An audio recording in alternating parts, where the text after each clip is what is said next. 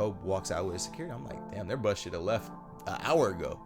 He walks out with a security guard. He's like, Q. And I'm like, what's up, Kobe? And I'm like, you didn't have to hit me with the lefty fade today. And he's like, Q, I made over 30,000 points in my career. You think I ain't made none with my left? I'm like...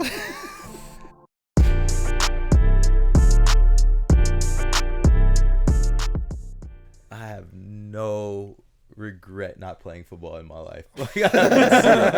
Zero I regrets. Have so much regret not playing basketball. Oh man, you do, regrets. yeah. Shoot, I can't even. I had his helmet on the other day, and I played in high school. Like, I played football. I had his helmet on the other day, and he's yelling at me to put it down. And I was like, I can't. It's choking me. His chin strap was, and I can't have that helmet on getting hit The elements that they have to play through is the craziest thing. Like I remember, so my one and only football experience, and my friends always make fun of me for this.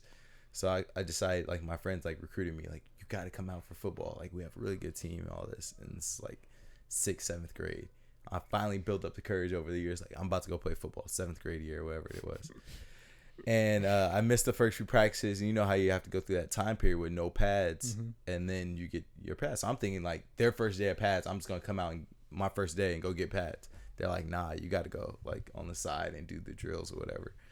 And it's 5 o'clock in Fresno in the middle of the summer, and we have all black jerseys on, and they have all black jerseys, all black pads, and I'm like, it's hot as hell out there. I'm not doing that. I was like, I'm already this dark. I was like, man, I ain't got too many more shades to go, and I went out there. I did the routes and everything. My friends didn't see me again on that football field. I said, nah, I couldn't even get to the pads. I said, you didn't even get hit. Never got hit. Nope. Damn. The heat hit me. And that was that Fresno 105 in the summertime. I was like, this is not right. I knew it as a kid, and it was like, you're not gonna get me out there. Yeah, you're always trying to hit me with some pass rush moves in AP though. Yeah, always. I'll mess around, but I know my limits for sure. That's pretty much what we do at AP. He tries to hit in the cage. Has not hit a ball. Okay, Quincy, you know I'm an athlete. Athlete, right? You know I'm an athlete. He's an athlete. He can play basketball, play in the NFL. He thinks he's a good baseball player too. Do you think he can hit a home run out of Chick Chansey Park, Grizzly Stadium? Who's pitching me? BP, I'll throw him. Easy money, just like straight ropes, like right down the middle, hit a homer out. Metal bat. How many Tims? Give him as many as he needs. But I mean, we're gonna be there all day. He's gonna get tired. I'll throw him 25 pitches. Yeah. That might be close. That might be tough. 50. I'll give you 50. 50. I think I could get one at 50. Well, we can set that up. I don't think your chances are high. All right. Love it, dude. Just keep stacking these metal dollars, bat bro. also. Metal bat. Metal bat also. It's a little bit easier, but metal bats aren't what they used to when we were in college. They're pretty much close to wood. I was looking at eBay. You're gonna buy one? One of the bats I had back in high school. Those aren't allowed. Wait, do you get practice beforehand? I'm gonna get in the cage. What are you talking about? He takes BP at AP Okay, so every that's day. cheating a little bit. You might hit one. Yeah. I don't think that he realizes how big that stadium is. Oh, it's big. Can I tell my story though? Go ahead. So you have power behind it though. So last time I took like BP in a big league park. This is the 89th time I've heard this. So go ahead. 5 pitches at Petco down in San Diego. Yeah. Hit one out and one off the wall. He had the adrenaline pumping. You don't think I'm having adrenaline pumping this time? It had the adrenaline pumping. It was in a nice MLB park, big leagues. You thought, and it was like some like media dude like throwing me like lobs, like, and if he throws it 50 miles an hour, it's off my bat, it's going out. We'll see. We're putting it to the test. Like it's set up. It's in the works. And the thing is, the more we wait, the more benefit to you goes away. Because when it's hot, ball flies. Temperature's starting to come down. If we're doing it and it's like 70 degrees, you might not get it out. I'll go today. Of course you want to go today because it's hot. Wait. So that's a factor. Oh, yeah, big time. Yeah, when it's hot, ball flies. Especially here. Yeah. June and July, the ball flies. Like, this is a big park, but with the wood bats, the good wood, the baseballs that they use, especially now because it's not AAA. When it was AAA, we were using the big league balls. Those balls fly. They're different than the minor league balls. Minor league ball is different than college ball. College ball is different than high school ball. That's so crazy. The big league balls fly. It is easy to hit a home run with a big league ball. If you two went and took BP with big league balls, with a big league wood, both of you guys will be able to hit a home run. It's not hard. Quincy couldn't know. Hitting a homer. I've seen Quincy swing a golf club. I don't know about it. I'm hitting a baseball. Better than LeBron though, or Giannis. Dude, this is debate we have. Me and him talk about all the time. There's a difference between being athletic and an athlete. All right, wait. Tell me. Right? I want to hear this. So like athleticism is being able to run fast, jump high, do all the stuff that like crazy athletes could do. LeBron James, all that, like Tyreek Hill, that kind of thing. And there's also being athletic where you can do multiple sports, anything. Like prime. Right? Yep. You can step onto a tennis court and you can play. You know what I mean? Like there's a difference because you see like LeBron, best athlete, one of the best athletes in the world, right? Or most athletic people in the world. You saw him. He just posted a video of him swinging a golf club. I'm like, that's not athletic. That's not being an athlete. It was bad. I haven't seen that one. I gotta see. Giannis did one too just recently, Giannis? and I was just like, man. Giannis' swing. It's like, and like I get it. Golf is hard. You don't know how to swing the club, but they're like taking lessons and trying. Like Giannis has like been playing a couple times, and it's like, if you can't hit the golf ball, like if you miss it, it's crazy. It's weird. Okay. Yeah, that one's like that's a skill. Like 100%. That's what I was saying. I think that skill. I think that the other sports he's knocking out the park. No question. I think. But like, so is too. he gonna be able to like throw a baseball like well? Yes. I'm serious because I've seen people throw a football like world class receivers throw a football and can't throw a football. Man, I give him 3 weeks. The sport they play. Teaching. He'll figure it out. You know, like but again, like that's like the difference between athletic and being an athlete. You know, like I don't know. That's kind of my spiel. One question I always had for people is, what's the hardest sport to play?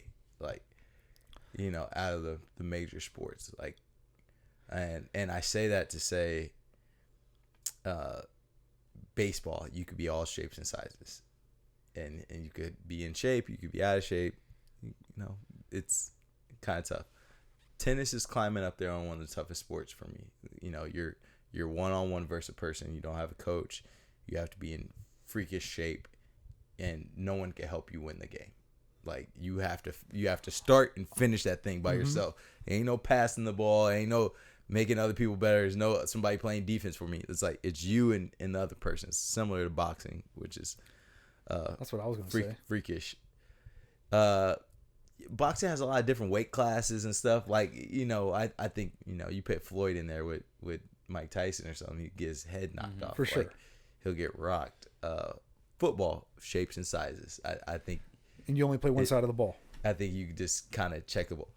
I think one of my arguments for making basketball one of the toughest sports to play is because not only do you have to have some type of athleticism, but you have to hit a genetic lottery where no doubt, if you're not a certain height at all, you have no chance. Yep. Like you have zero chance. Like no matter how much you spend in that sport, if you're 5'9", 5'10", it's 1 in 2 billion to even think about making it. For sure. You know, so the only thing I would say about basketball too is like it's not as much of a physical sport. So you don't have to like being a football player, you have to train your body to be like to take a beating, right? Yeah. And basketball players do, but it's different. It's not like you guys aren't in there squatting 500 pounds and doing all that kind of stuff where it's more of like you want to be like longevity and explosive and stuff like that, where me in the weight room, it's like a full practice. Yeah. You guys lift before games. Yeah. If I lifted like I lift before a game, I'd be done. I wouldn't be able to play. Yeah.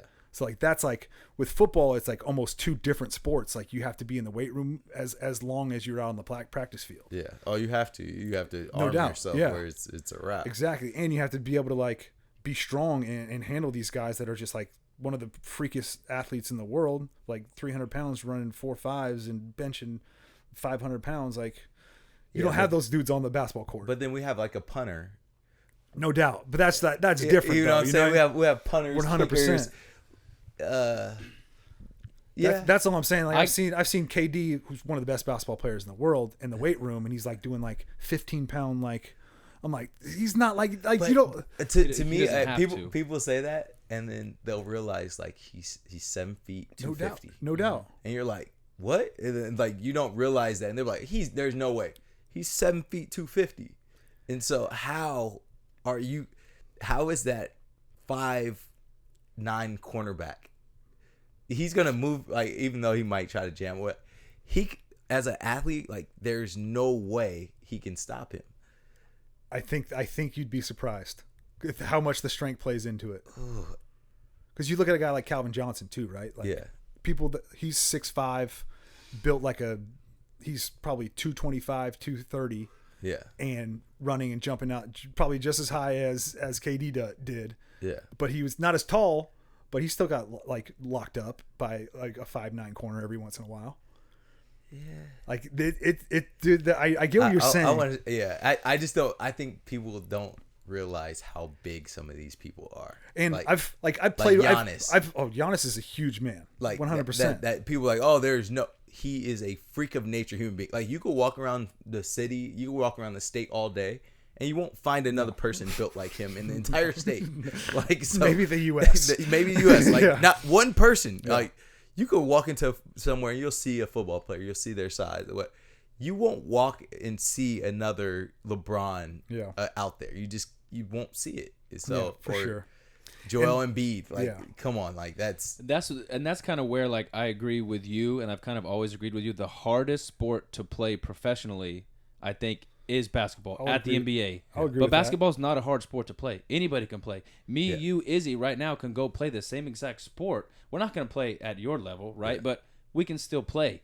He can make shots. I can make shots. We can do layups. We can do the same exact thing. Yeah. But you're not going to play in the NBA unless you're at least 6'5", a freak of nature, can shoot, can dribble, have handle. You have 7-footers now handling the ball. Yes. That can shoot threes. Now that's just God telling you have the ability to play in the NBA. Yeah. A dude that's 5'9", he can be the best basketball player in the world. He might have a shot. He could probably play. There's guys that have played, but you just have to have what you were saying to be able to do it. Now, on the other hand, golf, baseball, not everybody can play that sport. Like LeBron, Giannis, no matter how much they train, they're not going to be able to touch me at anything, right? Like it's skills, how you were talking about. I think Kenny just says like being an athlete, being athleticism. I kind of put it to like being an athlete and then being like skilled. Like you can do multiple sports, you can do multiple things, but like you have to be a freak of nature to play in the NBA. You have to be a freak of nature to play in the NFL. You have to be very, very skilled to play in the MLB. Yeah, like for it is sure. you have to be very, very skilled to play professional golf. Like it's different, but I do agree with Q that the NBA, you can be the best basketball player in the world. You might not make it based on your abilities. 3 inches taller tomorrow and still have a slim chance because he's still 3 inches short, too short, and still like, where the position you would have to play. And I remember you telling me something too about Quincy. It's like whenever because he's a pretty good. I was just gonna player, say right? I was just gonna say what you're gonna say. Pretty good basketball player. You played in the NBA. Very, very good player. Now you would probably say that you weren't one of the best basketball players in the NBA. Yeah.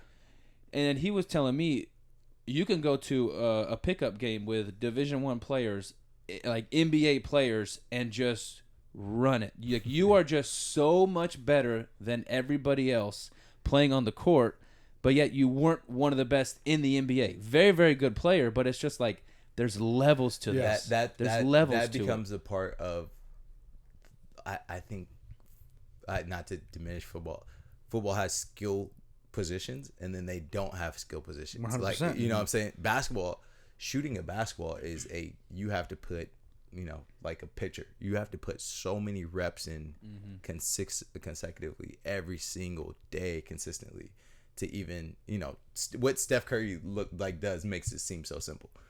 Dude shooting 2,000 shots a day. So it's like, that's the other part that's like, you have all these things, and it's freakishly hard to put that ball in the basket sometimes. Like, we do it with our friends, even though it looks easy, but it looks easy. But all right, so Giannis is guarding you. Yeah. So like, you have to shoot that ball over him, a 7-footer that's contesting you.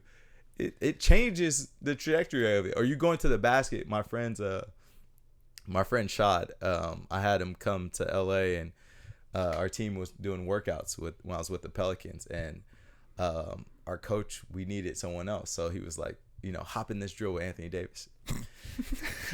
And he's like, Anthony's working on his defense.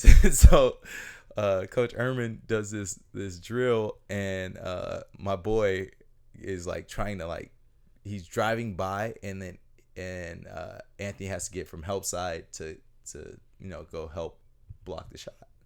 And so my boy, goes up, first one, he lays it up like high off the glass, lays it up, and he's like, this is shit's easy. For the next probably 30 minutes, did not get a shot attempt at the rim. Like every time he's like thinks he blows by him, Anthony Davis like somehow extendo arms, everything just blocks his shit out of bounds. And he's shooting it like 13 feet in the air. Yeah. So it's like my boy got in the car, he was so dejected and was like, I can't believe this. Same friend, another day. He had pissed me off. I was working out, and we were playing video games, and he was talking shit to me, and he was like, "Hey, you ain't even that good." Like he hit me with that, how people like, oh, they yeah, you ain't even that good. Like you're in a rotational player, like you ain't that good. Like you can't play defense. Like you don't score that well. You're not a great defender. Like was saying all this shit. I was like, what?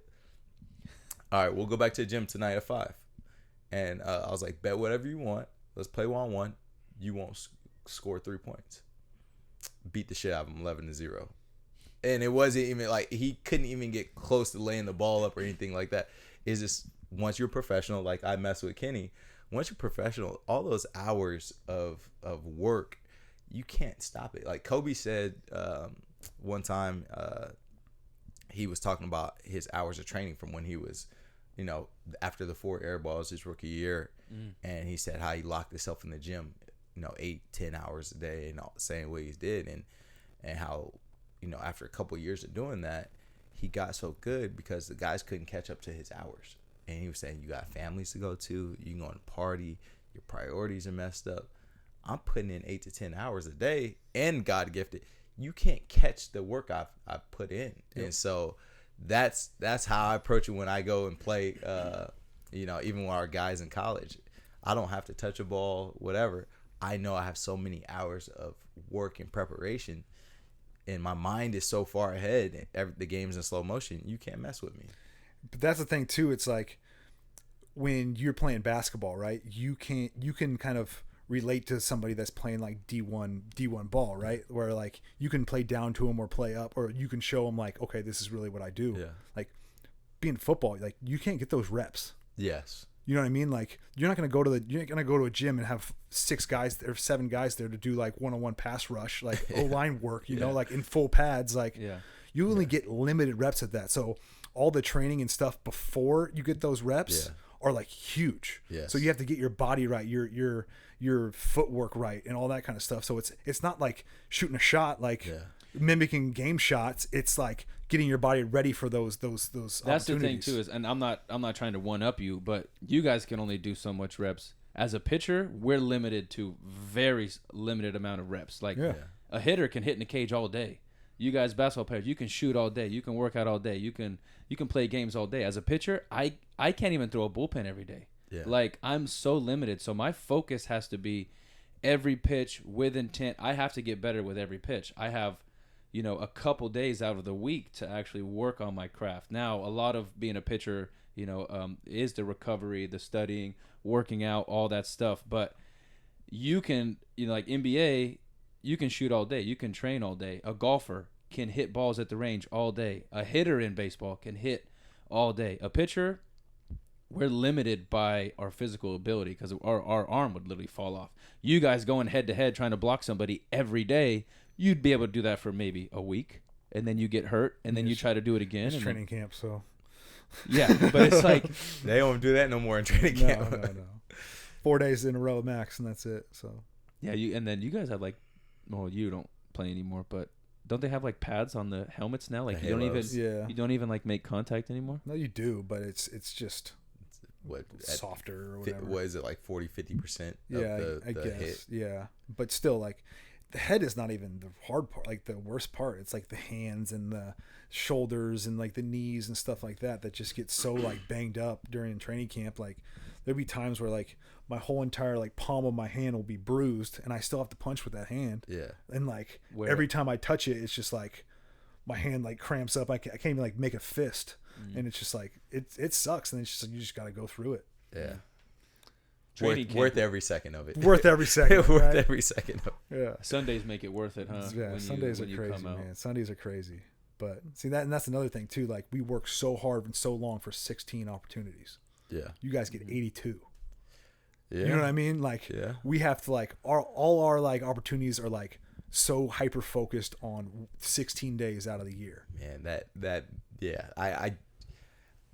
I can't envision it. It's so different. Like it's very different. The six every game matters. Every matters. Rep matters. You know, especially when you're fighting for playoff spots or whatever it is, or even just like a roster spot. Roster right? spots. Like they can cut you at any time. Yeah, you've been on like the bottom half of a roster, so you know, like, oh, if I go in and I get some PT in a game and I give up 6 points on this guy who I'm not supposed to. Difference. They still got to pay me. Yes, they cut me. They're like, see you later. Like, pay me my guaranteed contract.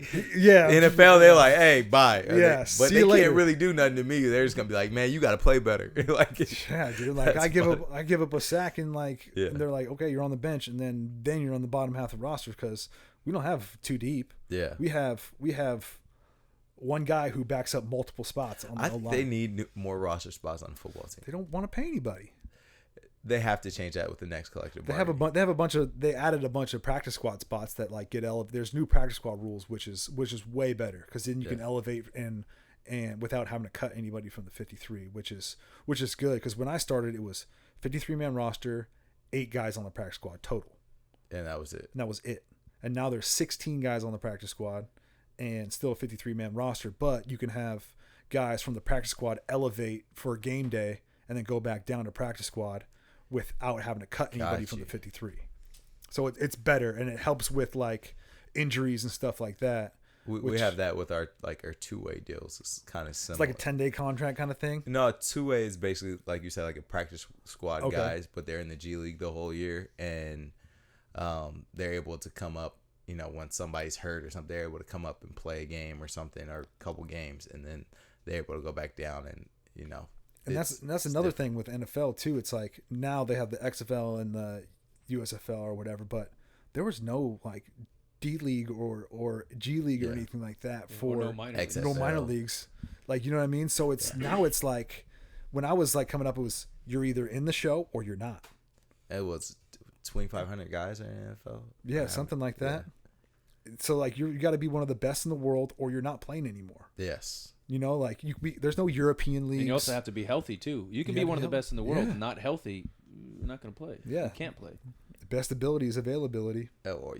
Or your college film or whatever. Right. There are some factors in football for no sure doubt. that you can't get around. And like you can go to play in China and make millions, like Stephon Marbury did. You know, like he had a great career there after his NBA career. Or you say NFL, you're gonna go to Europe and play soccer. Yeah, you know what I mean. Like you play real football. One of my buddies went over there and played in Germany. He got paid like $250 a game. I'm like, I'm not doing that shit. I'm not playing football for that. A lot of stories of guys in the NFL that like literally working day jobs. From day jobs to back on the roster. Yeah. It's like Kurt Warner was bagging groceries and then he won a Super Bowl like 2 years later. That's crazy. You know, it's that's the one thing about football is that there's no like development. It's like you're either in or you're not, and then where are you going to get reps? You can't go to an open gym. And it's such a short stint of a career, man. Yeah, I keep seeing that it's like guys are retiring in their 7 year. And they're like they had a great career. It's like only played 7 of them. That's a great career. Our average is like 3. Sheesh. That's the average. Tom Brady messed up the average. Like 20 whatever. Well, shoot, I'm sure the quarterback average is a little bit more. All quarterbacks are, because you don't really get into your prime until you're like 30. As an offensive lineman, you're 30 still going. You're 30. You're pretty good. You're a dinosaur. Most people are. Most NFL players are retired before they're 30. Oh yeah. Like quarterback, or never even just got getting there. into your groove. Or never even got there. Or never even got there. Yeah, it's nuts, man.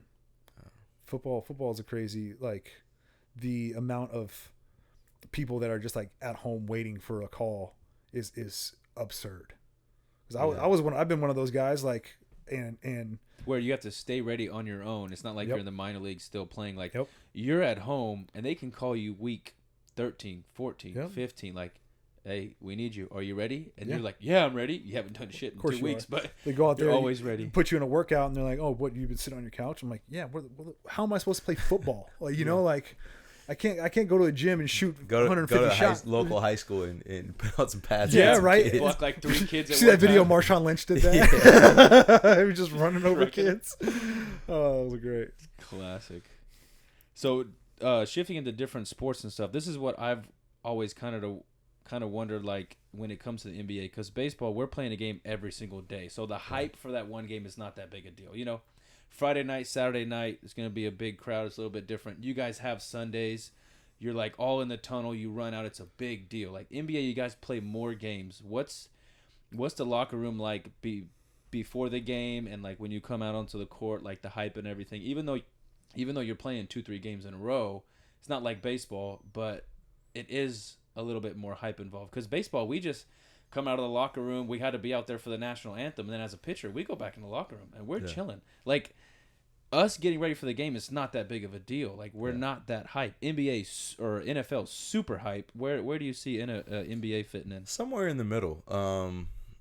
You know, it's a 82 game season. It's a lot of travel. You might play in Milwaukee one night, have to go to San Antonio the next night and play a game. Like might have a day off or two, and in between you have practices. But I just think it becomes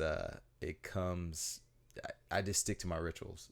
You stick to your rituals. You stick to your daily plans, and everything else just flows in a rhythm. So, you know, some days you'll have shoot-arounds. You'll have shoot-around, get some food, get your shots up, then take a nap. Then I would always try to get to the arena about 3 hours before every game. I would be on the court 3 hours before every game. And so 7 o'clock game time, 4 o'clock I'm on the court getting up shots for like 30 minutes or so. Go and get your light lift in, make sure your body feels good, get some nutrition in you because it's going to be a long day. And then from there, you go do like a little 5-minute Bible study. Then you start film review, and then you get treatment on your body, maybe a little bit. And then after that, 30 minutes on the clock, you'll probably meet as a team for 10 minutes. And then from there, I mean, that's going over game plan and everything. And then from there, that 20-minute mark, you get on the floor, you start getting loose, get a rhythm, and you know, it's clockwork after that. And once that ball's tipped in there, you start competing. It becomes like any other day. Some days you have it, some days you don't. You know, because it is tough. Like I think people watch the NBA some days and they're like, "Damn, these guys aren't going hard." It's like, first of all, these are the best in the world. Everyone's a freaking nature on the floor, but you don't know the last 5 days that they've been through. We haven't had those off. Like, they might have landed at 4 a.m. and then you have to go through your whole day and you have to play this game. Like, but you know, it's more tactical than you think. But it takes a toll, man. Like, every time I get to a city, I would take a picture of my hotel room, and not because you're gonna forget. Mm-hmm. You've probably been in 5 hotel rooms in 3 days. You don't. Oh, the room know. number. Yeah, the room number. I'm like, what room number is this? You're gonna forget. Everyone forgets. And it just takes such a toll on you, man. You're all over the place, different climates, different cities, different time zones, and like, you know, you guys stay in a city for 4 days, usually 4 or 5 days, and then you move on to the next city. You know, we might hit 4 cities in a week, and you know, you're away from your family, and there's a lot of factors to the game. But once that ball is tipped up, you know, everything's, you know, you're gonna give it your all. Some games more than others, of course, like depending on what you could bring, and if you're on national TV or not, that probably factors in a little bit more. But you know, the good teams I've been on, you know, that's why you use such a, you know, 10 guys to win these games. And then once you get to Christmas break, there's a little more intensity to it. Then there's those months, like for some reason it goes January is like a little dead period of you know, you're playing, but it's like, you know, it's the dog days of the NBA. Mm-hmm. You're like, damn, we need to get to that break. And you get to All-Star break, then the good teams, they turn up. the bad teams, they don't win a game. But the good teams I've been on, when you get back from that All-Star break, that first practice, everybody's locked in because we know we got 2 months to gear up to get ready for the playoffs. Bad teams, they probably won't play their good players. So it's there's a rhythm to every season, and it's very, very calculated.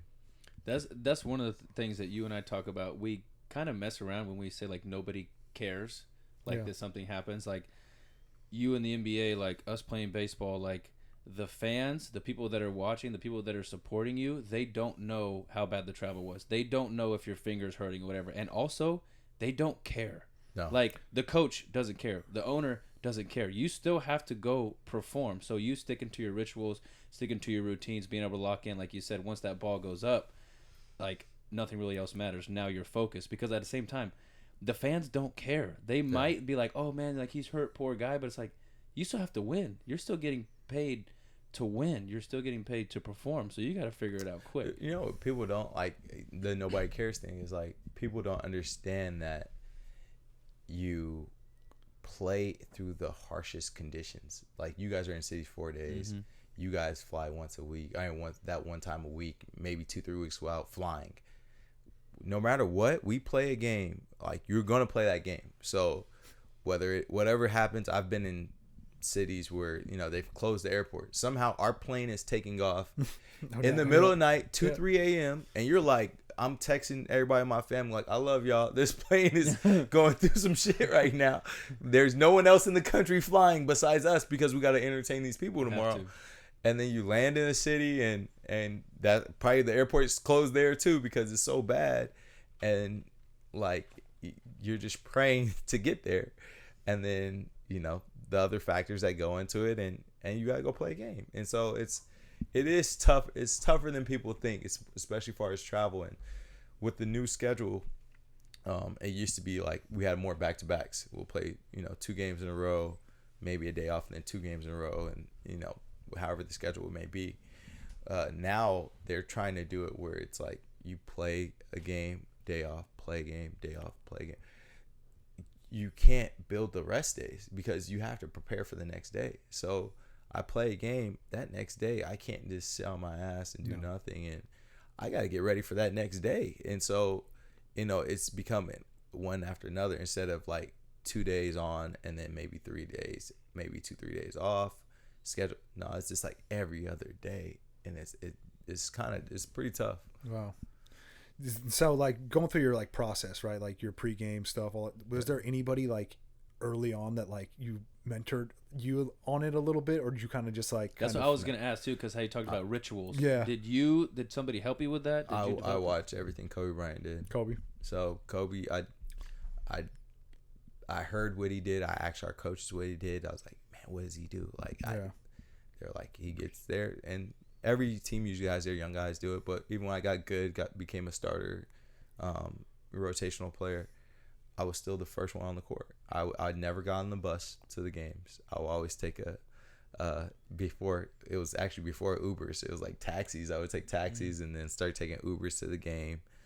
Be the first one there, get the smell of the gym, first one in the locker room, and then get on that floor 3 hours before the game. And got to play against the Lakers, and 3-4 hours before the game, you see Kobe Bryant on the other end working out like a man, and you're just like, is he gonna play tonight? It's like, dude, that clip of you that you posted, like, I was just like, man, bro. What is it? So Q could probably tell it better, but Q's playing defense on Kobe, and Kobe hits this like turnaround spin move, and he shoots like a jumper with his left hand right over Q, and like Q just like looks like, what the fuck was that, bro? Okay, give us a story. Give us a real story. I want to hear this.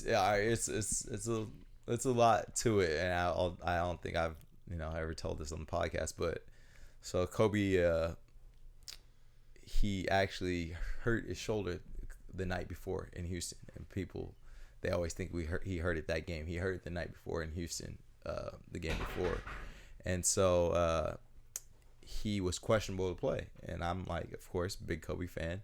3 hours before the game, I'm on the floor warming up, and I keep looking out on the other end. It's like there's all these cameras and shit set up for the game, and they're filming the movie Daddy's Home, Will Ferrell and Mark Wahlberg. And so Kobe has a scene in there, and Kobe's filming his scene with them, and he's in his full gear or whatever, and in between takes, he keeps shooting the ball with his left hand, and like he's shooting left-handed threes. He's messing, and I'm like, he's not supposed to play tonight. He's not gonna play tonight. And he's filming a movie. This guy's like checked out. Like he's shooting left-handed shots. Just for between every take, he'll take like 10 minutes of just getting up shots with his left hand. I'm like, every move doesn't take one shot was right, and I'm just staring at him like, what the hell is going on? So we had a mutual trainer, and I asked Marco, I was like, is he playing tonight? He was like, I think he's gonna try it. And so we play, and I'm having a good game. Like we're beating their ass, and Kobe's having a pedestrian game. Like he's actually having a bad game. I'm guarding him well, like I've been doing for years. Like I think I've guarded Cody pretty well over the years, and it's my last time I got to play against him actually. And so it came down to like, I think it was like late third or fourth quarter, and I'm D'ing him up, playing good defense, and he keeps just passing the ball, and I'm like, all right, this ain't like Kobe. Like something's going on. Like but I knew at some point in time he always turns it on. So guarding him, and he does this move, he hits, and we're supposed to sit. I'm sitting in the middle, and the help is coming. There's a double team coming. Because once he puts the ball on the deck twice, double team comes. He puts the ball on the deck twice, the help is coming, and he turns over his shoulder. But every time he had done that, he passed it, and so he did it, and I saw he turn, and I saw the ball was in his left hand. So I'm like, all right, I'm not about to block this or even contest it. And you always stay down, especially with Kobe. So I see him shoot it, and I'm like, the fuck? Makes the shot, and so like I'm staring. I stop and freeze for a second. I look at him like, the hell just happened? And I'm just like, I'll run down the court. The crowd's going crazy. He just jogs down like it's normal Tuesday night in New Orleans. Like, I'm like, all right. So I stare at him all down the court. He ends up coming out like a couple possessions later. So I'm actually mad I can't get him back. We win the game. I think I had more points than him that game, or had a good game. And I stayed after I got treatment for like an hour and some, and my dad and my uncle were there. And I walk out of our locker room, and their locker room's on the same little hallway, and Kobe walks out with his security. I'm like, damn, their bus should have left an hour ago. He walks out with a security guard. He's like, Q. And I'm like, what's up, Kobe? And I'm like, you didn't have to hit me with the lefty fade today. And he's like, Q, I made over 30,000 points in my career. You think I ain't made none with my left? I'm like, and then he looks at me again and says it again. He's like, Q, I made over 30,000 fucking points in my career. You think I ain't made none with my fucking left? And I'm like, 1 in 2,000. And then we laughed, and like I'm like, my dad is like, he's laughing. You could tell his heart's warm, and my uncle is happy and stuff. We have this conversation with him, and I'm still shell shocked. He really like asked him so many questions, but like I'm talking to him like this is the first time I actually like wasn't too scared to ask him questions and talk to him. And because the first 2 years I didn't say anything. I met him on the court, off the court, different occasions. I went mute. It was the craziest shit in the world. I couldn't say a single word to Kobe, and my friends like laughed at me. Like my boy Cody, we went to this event, and this lady, a publicist, was like, yeah, Kobe wants to meet you. And it's like, bullshit, whatever. And so, she's like, really, for real? So he's leaving. I'm just getting to the event, and she brings him over to me, and she's like, Kobe, this the guy I was telling you about, Q. He just got drafted in New Orleans, all these things, and my boy Cody is with me, and I said, like, shook his hand, and I was like this, and not one word came out. And literally he's asked me like probably 3 questions. I don't remember if I answered them. I don't think I said a word. I just stared at him like for like 5 minutes. I don't believe that. You can't shut up. And I couldn't say a word. I couldn't say a word. And so I froze, and my boys is like, you know me, I talk all the time. So like, you don't shut up, so I don't believe that. And so I froze. I couldn't say a word. So like literally, I think Kobe probably thinks I was crazy or somewhere like slow, but I couldn't say a word the first 2-3 times I met the dude. I didn't say not one word. And I was you know, rest in peace. He's my idol. He's the reason why I made it to the NBA. It's cool. So, that's a dope story though. Yeah. The 30,000 points. Fucking points. I'll never forget those words. My dad's just laughing at me. And he got in the car. He's like, I'll never forget. He was like, Kobe Bryant knows my son. And it was like, I had been playing against him for like 7-8 years. Yeah. But he's like, he actually knows my son. Like, and I'll never forget that. And, you know, he had like tears in his eyes. So it was a cool moment for me. Good moment. Yeah. Roscoe's the man. Roscoe. Shout out to Roscoe for Roscoe's the legend for sure. Yeah. He's always super excited when he sees me. Yeah. He's like, he didn't expect me to be able to play basketball, and he's just like, okay, you can play a little bit. You can play a little bit. And I'm like, yeah, for sure. Yeah, Kenny's got some game, huh? Kenny's got some basketball. Kenny can play, man. I'll take Kenny anywhere with me to play. He knows how to play. If he was 7 feet, it'd be a different story. We have basketball jerseys around here. Yeah. But, you know, I like that. Yeah, put that on. Put that. Kenny, clip that. Look at me. Look at him. Clip that, Izzy. Kenny knows how to play, man. Yeah. He like there's nothing like somebody that knows how to play, man. So he knows to pass me the ball. And just set him some ball screens and just let him go. And rebound. Yeah. And foul when you have to. That's all we need from a big. Set screens, foul when you have to, rebound, pass me the ball. And then he can actually get a bucket. It's funny too, because like when we first started, like kind of met each other in AP, like I feel like we like connected eyes, and we're like, I know I've played against you somewhere, and like so like going back through, and I mean obviously I know who you were from being a Fresno like legend or whatever, and you probably didn't know who the hell I was, but Fresno legend. No, we can give you Fresno legend too now. But yeah, man, it was funny. Just like, I definitely played against you like growing up in AAU tournaments and stuff like that. Because I definitely remember playing against the Lopez brothers. Yeah. And I mean, you were probably on there. You were on that team too. Somewhere. Yeah, somewhere. And yeah, dude, those were the fun times. That was like the best. Like until I got to NFL, like that was like the coolest shit. Like playing AAU basketball was like the most fun ever. Like traveling the world at like 16 years old. Not the world, but like the U.S. and just playing like basketball. Like I knew I wasn't gonna play basketball in college. I wasn't big enough, and I was like, and you're a huge guy too, and like you weren't big enough. That's like to your point. Like you got to be on like my teams that I was playing on. Like I wasn't even close to the biggest guy. Like, and I always played like a big guy. So like I wasn't gonna be I wasn't gonna develop a jumper in like at the end of my basketball life at being 300 pounds. Even AAU's changed a lot nowadays. Yeah, like, for sure. Too, for kids, where, you know, we would play against people, and I just knew we had to win. You had to win to be successful. You had to win to get the college coaches there. You had to win to be your ranking. Nowadays, it's not the same. Like you could have a highlight tape. You could make 4 points, and those 4 points could look glorious on a highlight tape, and you could lose by 60. But everyone think like, oh, you're so good. You know, and it's for different reasons, for followers, for different reasons than just I'm going out there and hooping with my friends to win. We ain't got no money, like we barely got this one pair of shoes. You know, it's just different now, man. Like, you know, one thing I want to ask is, you know, we talked about it a little bit with NIL, is that hunger that you had. Would you change that? Like, do you think you would have made it if you didn't have that hunger from not having? Like, my hunger came from, you know, I had to make it. You know, I wasn't. There was no other option. Yeah. You know what I mean? I had nothing else but football. Yeah. You know, like I went to college and it was like, oh, what'd you major? And I said football. Yeah.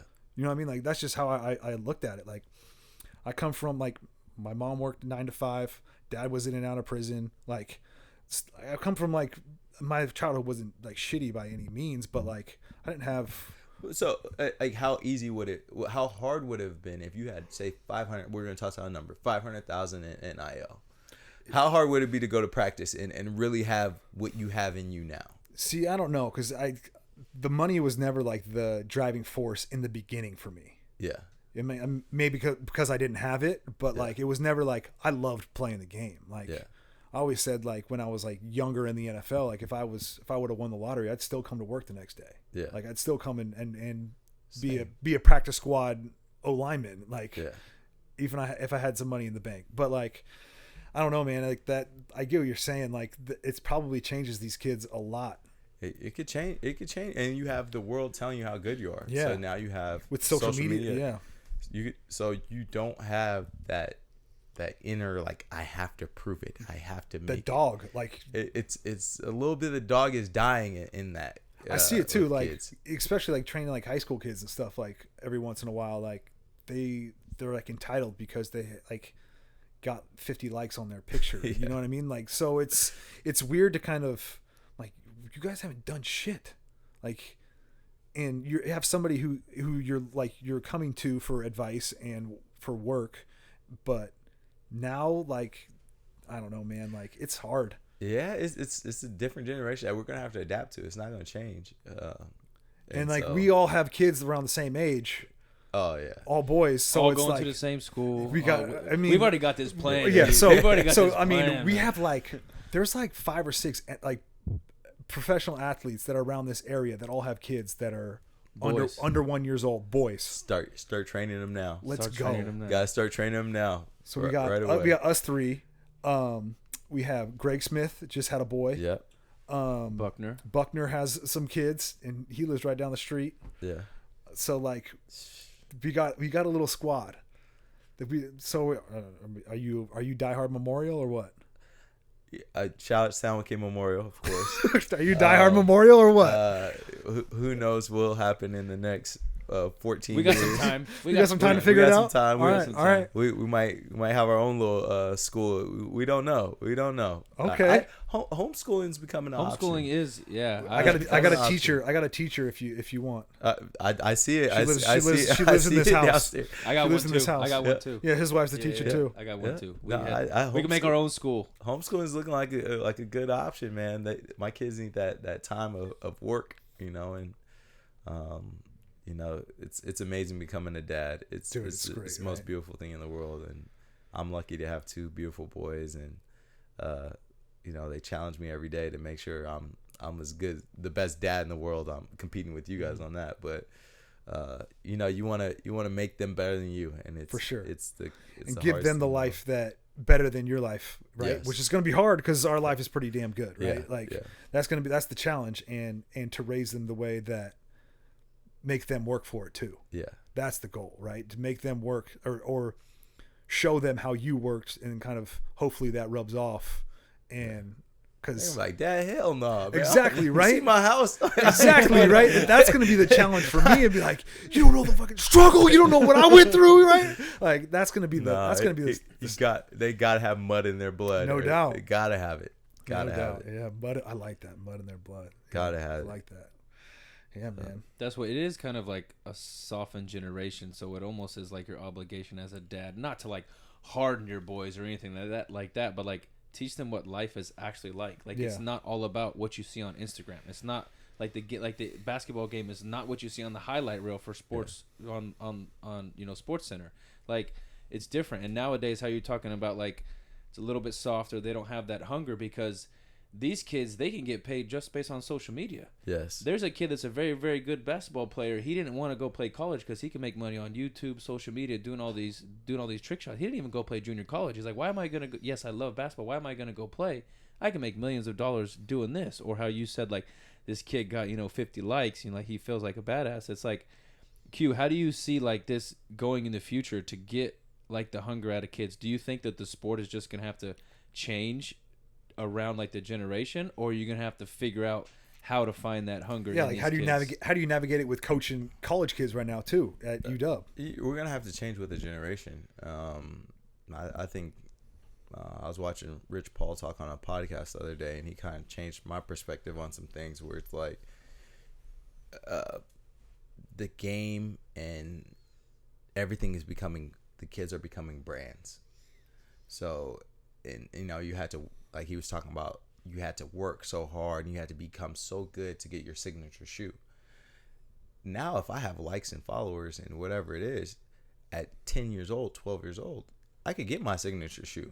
I don't need to wait. That's like baby Gronk. His dad's taking him around the world, just putting him on social media. Kid's 9 years old, and he's supposed to be like the next football player. He hasn't done anything. He hasn't done anything. So, and we don't know how big he's gonna be, none of that. But what's his value to these companies right now? And what's his market value? And that's what it simply becomes. What's his market value right now? what's his reach on people? You know, like he said, Rich Paul was talking about, you used to have to play in the marquee games and you have to play in the big markets and all these things to showcase that shoe. Nah, I could post that shoe right here on my feet and show you how many followers show all my followers what I have. That gets the shoe sold. And so it's just different now, and we're gonna have to change. Like, it's becoming a more of a skilled sport now, especially basketball is becoming more skilled sport. Shout out to Steph Curry, with him shooting it, and it's a beautiful thing, and everybody wants to see that. They don't want to see. Screw Steph Curry because they're taking the big men out the game. They're taking they're gone. They're gone, bro. It's even Wembyamba and you know, Joel Embiid is one of my close friends. He's extremely skilled. Yeah. Jokic is extremely skilled. And so we don't want to see the 80s basketball or guys getting hit and stuff. No, we want to see who is more skilled and who's going to fit in this highlight to capture kids. The game's becoming more highlights instead of wins. Wins matter, but does it really? How cool can like it look? you know, Yeah. even in football's a little different. You know, I think the helmet thing is different, you know, because it's not the facial recognition, and you know, their players aren't as recognizable. You know, you have your few, the Odells or whatever, but you know, I could watch a football game, Jaguars, I can maybe know 2 players. Yeah. You know, it's Name me 5 offensive linemen. exactly. Go. You know, exactly. So, you know, these guys are becoming so well recognized. You know, facial recognition, and it's, I think football is more of a team. I'm a cheer for the 49ers. They're my favorite team in the world right now, and they have been. I don't know too many of their players. You don't even know what they look like. They have a helmet on. And like I walk by them, I don't know them. Yeah. So, you know, I'm going to know the Bosas and stuff like, but I don't really know too many more. NBA and these guys are changing teams, and you're a fan of these players. You're not a fan of, there's not too many original, like, I'm a fan of the Cleveland Cavaliers and I'll be a diehard no matter what. No, I'm going to follow LeBron wherever he goes, and that's my favorite team. But I feel like that's also, I mean, with the times too, but probably your own kind of feeling too, because that's how I feel with football now too. I follow my boys who are playing on different teams that I've like played with and grew up with, right? Basically, right? So I got a lot of buddies that are still, like, I was a 49er fan when I grew up, and when I was there's not one guy on the team that's still there. So like, I don't know anybody there anymore. You know what I mean? I ask people all the time. They're not really fans of teams no more. See, I guess I'm more of like, I start. I'm a Kings fan. They're not. You know what I mean? I'm a Kings fan, like through and through. And that's a hometown thing. Yeah, for sure. You know what I mean? But now, like, everybody always asks me, who's your NFL team? I'm like, I don't have one because I just follow my buddies that like I know. Yeah. I'm like that though with baseball. I'm like you. I don't really care. I follow, but then with the NBA, I'm a fan of a player. Yes. It's like if players go, I'm gonna root for this team because I like that player. Like when, you know, the big 3 were in Boston. I like Boston. I didn't grow up a Boston fan. I didn't know him, but I liked those 3 players, and I followed. I rooted for them. Dirk Nowitzki, like when he was in Dallas, like I loved him. I wanted them to win because I was a fan like of those players. So like I do agree with you, and I think that it's going that way even more. You don't really have those diehard fans. NFL, you do have diehard fans For sure. Pittsburgh, diehard fans. Cowboys, diehard fans. Like Raiders. NBA is a little bit different. Yeah, there's no rivalries anymore. That's true. Like, think about NBA rivalries. Who's a rivalry? Yeah. Like, Lakers and Boston was one of the most original rivalries there in the world. Boston's best player, Jason Tatum, wears a Kobe sleeve, a purple sleeve. Yeah. He has Kobe tattoos. Like, that should be that's enough to get you shipped out of Boston back in the day. Yeah, for sure. Like, now it's like, all right, it's different where these kids are, what they've created in their likeness has created something bigger than we ever expected. Like, people aren't fans of teams like they usually are. Maybe their hometown, they'll go to the games, but if you go to FC Barcelona and somebody else playing, those are rivalries. Yeah, like, no doubt. Like, they need police help. Like, I think, you know, those guys, Bron and KD, kind of broke the floodgates. Now you're seeing people in different spaces, and they're not there for a long time. I think when I grew up, I can name everyone on the roster. And I think NBA teams are getting a lot younger. I can name everyone on the roster, and they're there for like 5 to 10 years. Like, and they ain't going nowhere.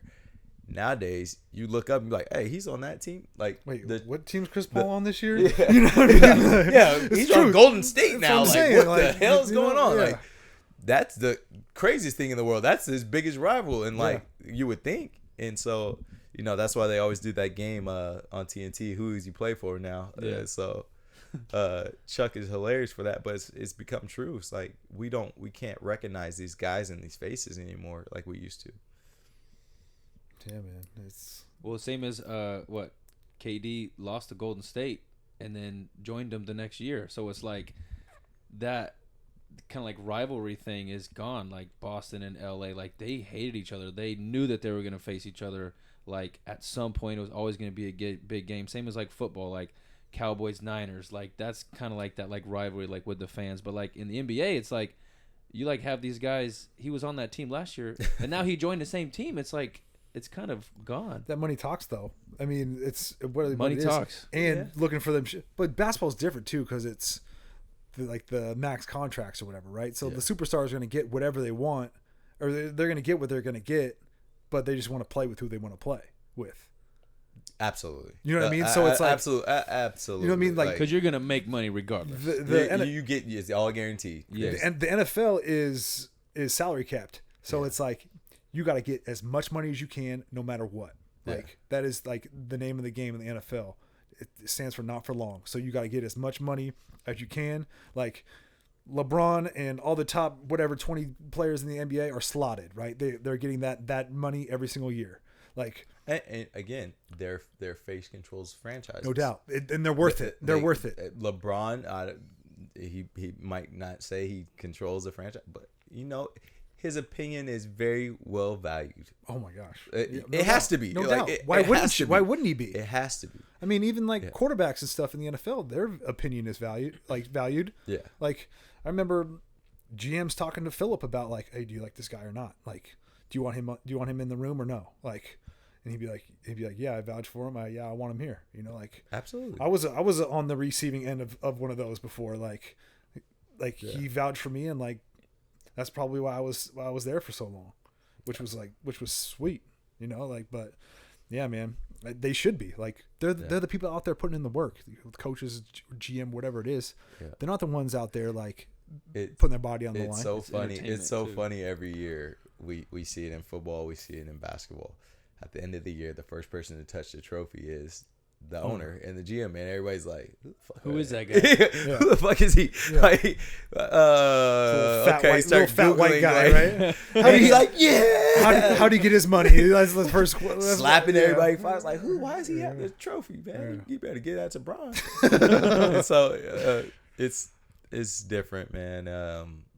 It's the beauty of our job, though. Like our job that we got to do, to be in those rooms and to play at the highest level for as long as we did. It's beauty, man. You get to see a different side of life that you never thought you could envision ever. So transitioning to coaching now. Yeah. How has that been? Has it been tough for you to kind of take the player out of your mind and go into the coach's realm? Oh, it's hard as fuck. Yeah. It's hard as shit. Because that's the way I was always taught to fight. As far as like, all right, if I'm trying to teach a kid something, the way I would try to teach him or I'm trying to prove something, I have to prove it through how I play. No doubt. And my intensity, how hard I work, the things I would do, and you can't, a lot of times you can't give people your heart. You can't give people like your hunger for the game.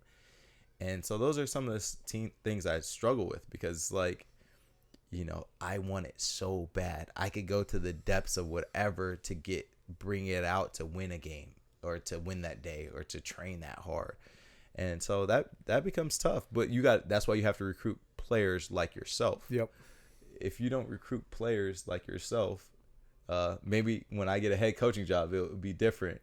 But as assistant, you I'm sorry. You don't have to necessarily you don't have control to bring, everyone in, but as a head coach, I would want to bring in players that are most like myself as possible. For sure.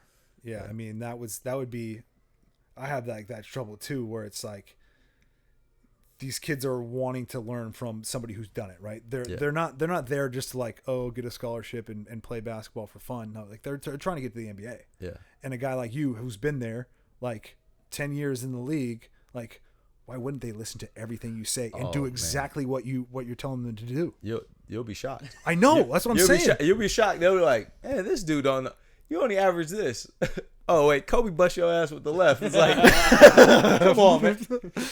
And then your way of trying to prove it, because I'm only 35. I would want to go out there and just bust their kill ass. them. No doubt. And then even when you do it, they're like, you did that because you're just stronger than me or whatever. It's like, or they don't see what you're doing, and they'll try to fight it the other way instead of just be like, just sit down, like, listen, please. That's a lot of reason why I don't know if I could coach, because I don't know if like I could put my livelihood and my family's like food in their mouth in some punk kid who doesn't give a shit. You know what it is something that always draws you back. It's always that 1 to 2 kids. Yeah, for sure. It ever since I started this thing, it's you would have those, and those they're torturing you in your mind, and then you have that 1 to 2 kid that listens and wants to do everything that you says and eat every last one of your words up, and then they find success in it. And then that's what really makes you come back the next day. And they're not the most talented too.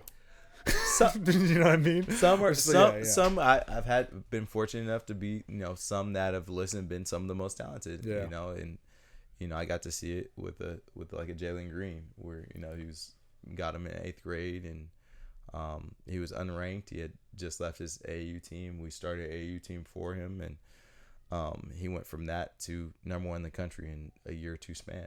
And he was come with me to work out. He saw my daily habits of how many hours I have preparation it took, and he took that and ran with it. And I'm not taking any credit. I would never take any credit for that, but he saw something, and to see him reach his goals and reach where he did, and see other kids follow that, whether it was we had Julian Strahler, who was a 1st round pick this last year. Josh Christopher, who was 1st round pick a couple of years ago. Jaden Hardy plays for Dallas Mavericks, became number 1, number 2 in the country, and those kids mean the world to me. But there's also others, even that they don't have the talent, they still follow the path. And right now I've been really fortunate enough to land my little cousin Wesley Yates. He was a top 25 player in the country out of high school. He's from Texas, and he's at Washington this year, starting his freshman year, and he's built just like me. Like, not physically, but he's way bigger than me physically, but mentally he's built like me. I love hardest part. I love coming to work every day and be able to be like, man, you're just like me. All the stubbornness, you want to work extra. People telling you to leave the gym, you're staying in extra 5 hours. All those little things that like that's the pro. He does all of those things. No doubt. And so, I really love that. It's awesome. Me and Kenny talk about all the time the difference in being talented physically and talented mentally. Like, you can get mentally tough, but there's some people that they're just born with it. I don't know if it's like instilled from your parents or something happened.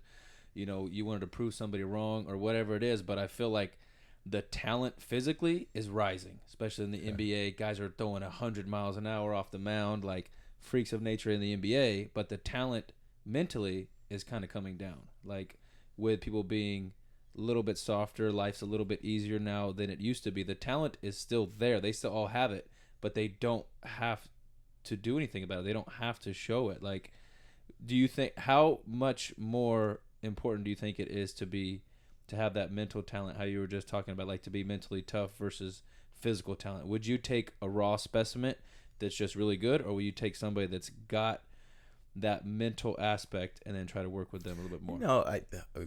You wish half of both, I think I had the little brother syndrome, and I was the youngest of 3. You're young, and I hated losing. and my brother's 7, and my brother's 8 years old, and my sister's 7 years older than me. I hated losing, and so my parents should just be like, we don't know why you came out like this. Like, why is your hunger like this, like so much? And even from the time I'm 5, they're 13, 12. I hated losing to them at anything. And so like I would drive myself crazy. I would try to work all day long to try to beat them. And so maybe that's what triggered it for me going on. And it was just something that's in you. I think a lot of people just have it in them. It's driving me crazy to try to bring it out of people, especially later on in life. They're 20 years old, 22 years old. It's hard to just be like, here's a new engine, or here's a new battery in you. It's hard to do it because, they just don't have it. And so, but they might have some physical gifts that you might not have. And so I think there's something that has to be in you from the beginning, even with all these things that are coming, and these kids not getting I won't say softer, but say softer. They're getting a little softer. But their climate has changed. They see I remember the max contract when I first got in the league was like $65 million for rookie extension. It was like 100. LeBron signed with Miami for 4 years, $100 million. That's crazy now. That was 13 years ago. 4 years, $100 million for LeBron James.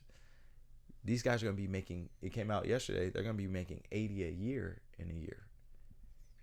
80 million a season. Zion Williamson signed for, 250 or whatever it is. All those guys, Jaylen Brown signed for 300 something million. They're in their 20s. And so, it's becoming a little different, and, they're walking to the NBA making 10, 20 million. LaMelo Ball probably came into the league making millions of dollars before he even got there. Yeah. They're coming from their NIL deals where they're making significant money in high school. We just, the ones that are good, they're gonna stay. They're gonna sustain it. They're gonna figure out a way. They're gonna have a good circle. They're gonna figure out a way to, no matter what, I'm waking my ass up at 4 or 5 in the morning and working out. I'm putting in 2-3 workouts a day because I'm not satisfied with this. They have something in them that's more. Now, the other ones, they're going to make their money. They're going to be good, but they might not maximize on their potential.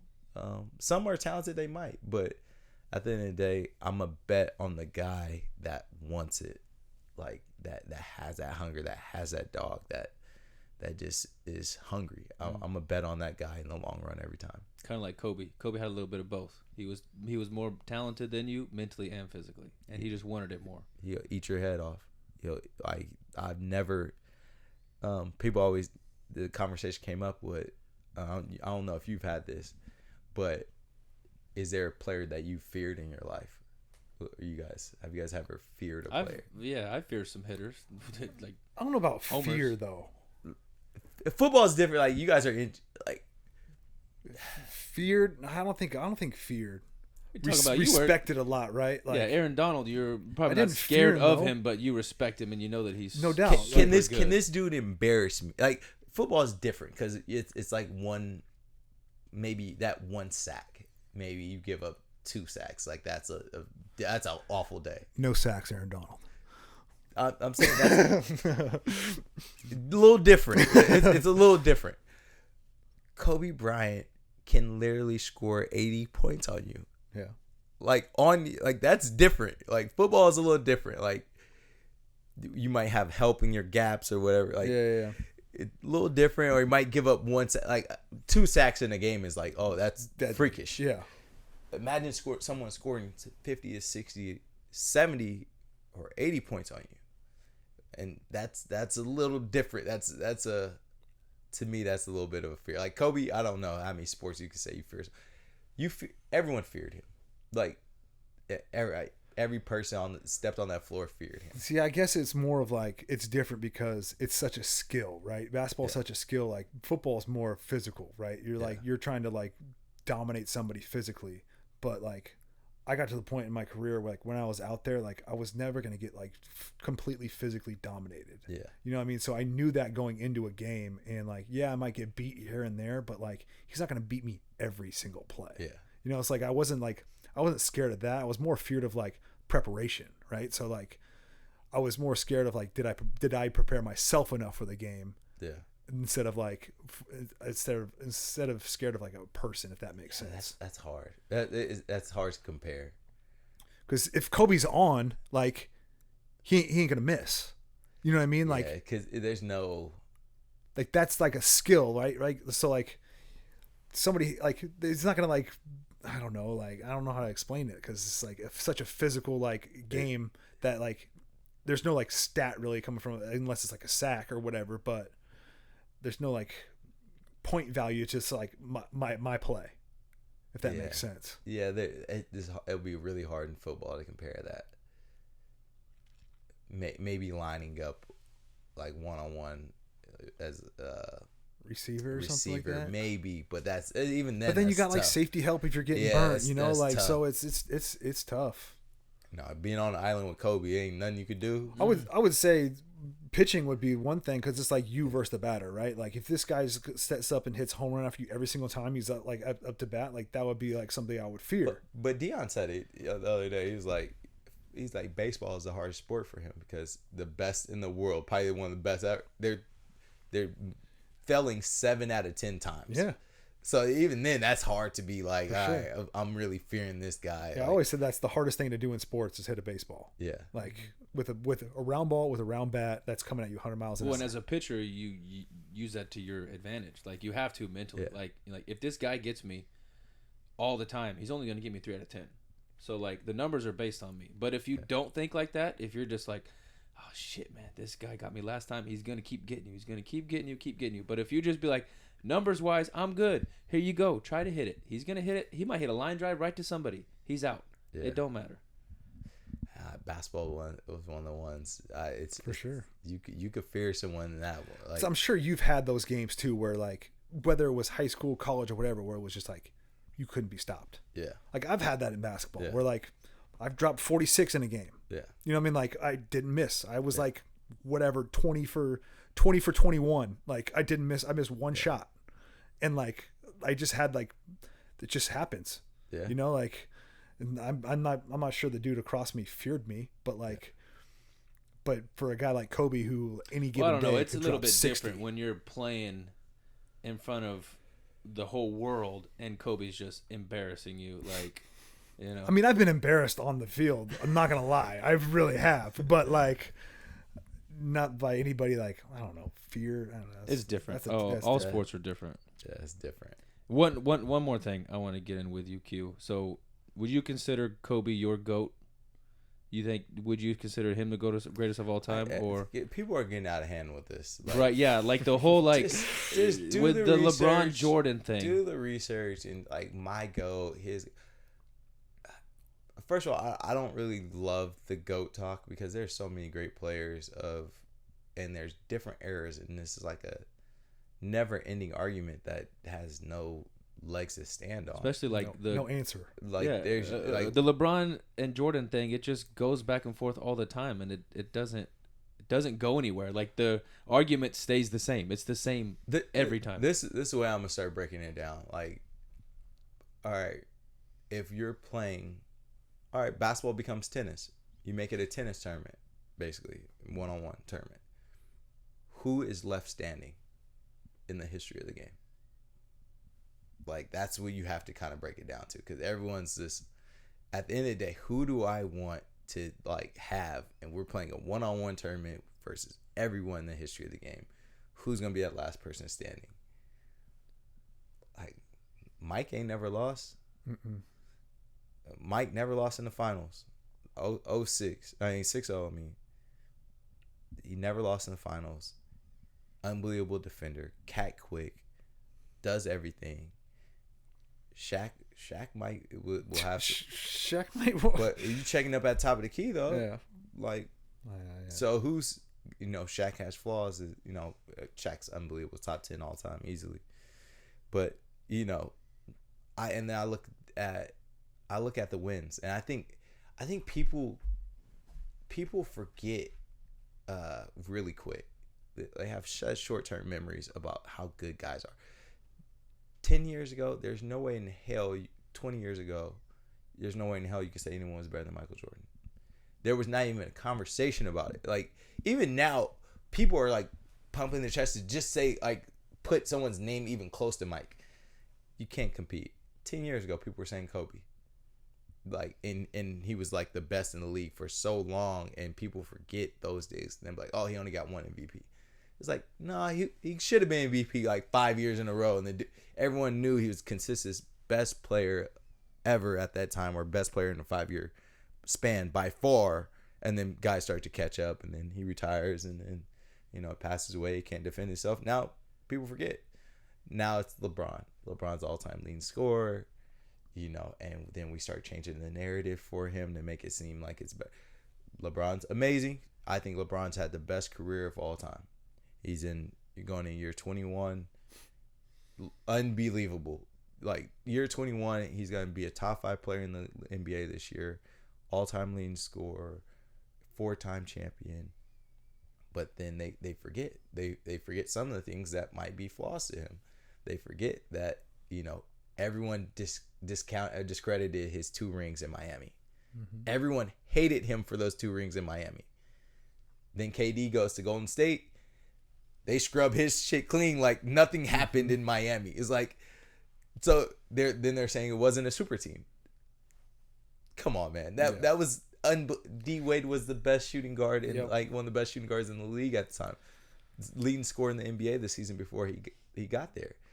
They'll kill KD until the next guy does something crazy, or KD wins a championship.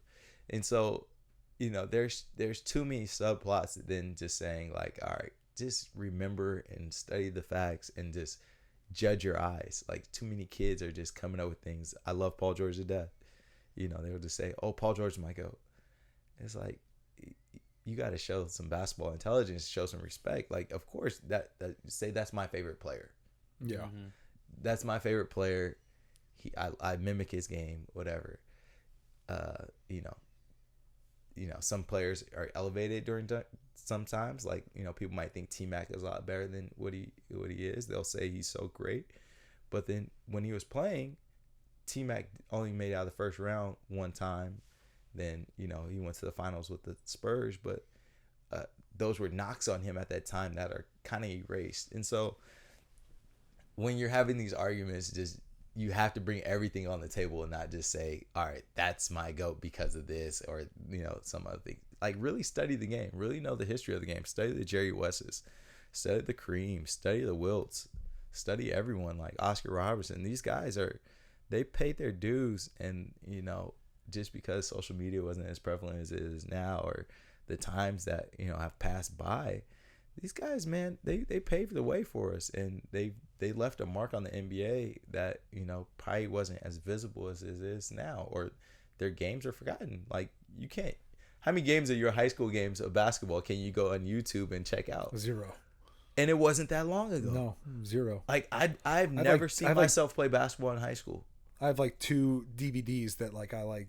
Highlight tapes. No, they're not highlight tapes. Just like game film. What can you put them in? Exactly, like my old PS2 that I have like shoved in the cupboard. You know, it's crazy. Like, me and Lopez twins played together in high school, and like, you know, people like they'll forget how good we were and stuff like that because we don't have footage like, hey son, check out my old tape. But they'll say, oh, these people were better than them or whatever. It's like, you guys forget. And so, you know, I don't like too much of the GOAT talk. I think Mike is, you know, he is the perfection of the game. Yeah, damn, Hello. He ended our interview. My bad. He's a perfection of the game. 6 for 6. I don't think that can be beaten if you're talking about winning and scoring champs, defensive, all these things. Then LeBron has a whole different category where you can say he's the best. They both have flaws. Kobe had a ton of flaws. So, but if you're really doing a one-on-one tournament of who am I really gonna pick to win me this game, that's where you have to lead your heart at. So, who's your GOAT, by the way? Jordan. I mean, you got to. I mean, just the way he, like, not even the fact that he was the best player for a decade, but the fact that he changed basketball. Yes. He changed the game. Like, it wasn't like scoring, all that stuff aside. Like, he made basketball cool. And like, there's no one that's going to be able to like change that. Like, Steph Curry is kind of doing that with like the skilledness of it, but he's not Jordan. Jordan changed everything. You're literally wearing his shoes I know. that he wore 30 years ago. Like, right? Like, you see kids that never watch never Jordan buying Steph play. Curry's. That's for damn sure. Like, But they just do it for the shoe. They do it for his likeness. Yeah. No kids wear number 23 anymore. It's the craziest thing. I go recruit. I see. No, back in my day, I used to be like, yo, if I'm that guy, I got a number 23. Yep. Mm-hmm. No kid wears number 23 anymore. And it's like, damn, they really, and they'll talk about LeBron and Mike on Twitter, Instagram. He wasn't that good. And you're like, he was so good. Like, beyond good. Like, he went away for 2 years, tried another sport, and came back and won 3 more in a row. Yeah.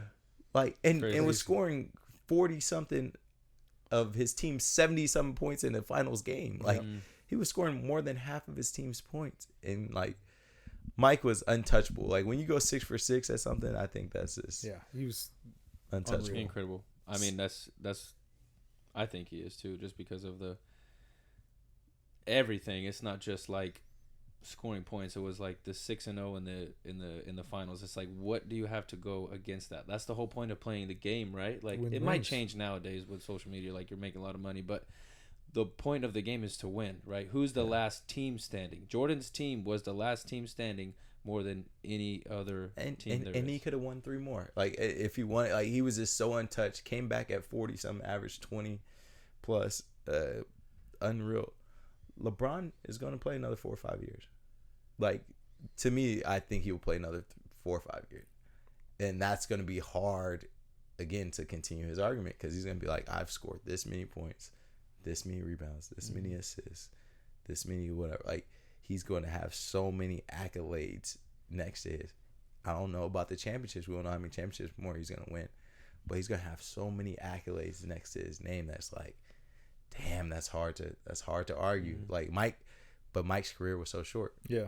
Like, Mike really played like 13 years. The last two, 14 and 15 were like, yeah, you know what I'm saying? He was, you know, with the Wizards, so it wasn't really him. So shoot, we could sit here and debate this all day. Yeah, all day. Kenny he got to start coaching now though. Kenny coaching basketball? That's not a bad school to coach at. I know. Not a bad school to coach at, man. Go Dogs. Football tomorrow. I've heard some rumors. Yeah. I've heard some rumors. What? Your rumors? No, it's somebody else's rumors that's sitting in this room. Ooh, we'll have to see. We'll have to see. Stay tuned. Maybe another episode down the road is going to be a lot different. Maybe all of our kids will be at the same school doing it. Man, I can't wait till we're head coaches somewhere.